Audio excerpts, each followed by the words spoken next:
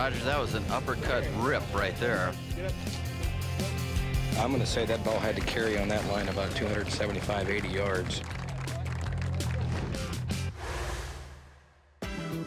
This is Brandel Chamblee, and it is a real pleasure to take a look at the golf swing of Greg Norman, one of the best players in the history of the game. First thing you'll notice is that Greg Norman establishes this marvelous triangle. His left shoulder, his right shoulder, and his arms and the club form this beautiful triangle that he carries deep into the backswing. He was influenced, as so many were, by the golf swing of Jack Nicklaus and by the book Golf My Way that Jack Nicklaus wrote. He's trying to get as much width in his backswing as he can, and the idea is that you're going to get as full a shoulder turn, as wide of turn as you can, and you're going to create space.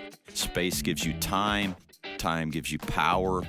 Another thing you'll notice that as Greg Norman comes down, of course, his downswing is going to be more narrow than his backswing, but as he moves into his left side, that creates the angle between his left arm and the club head. That's a marvelous angle. Left arm, the club shaft, and the club head.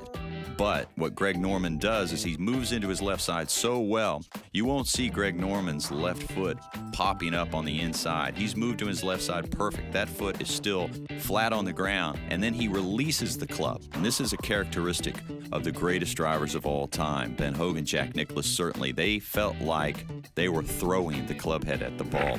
You hear so many players these days talk about angle and lag, and you do yourself a disservice if you try to create a lot of lag. Lag comes about as a consequence of moving to your left side in a rhythmic fashion. And as you can see, Greg Norman has done a marvelous job of releasing the club head. It may have felt like he threw the club head at the ball, but it lined up perfectly at impact. And that's why he was one of the greatest drivers in the history of this game.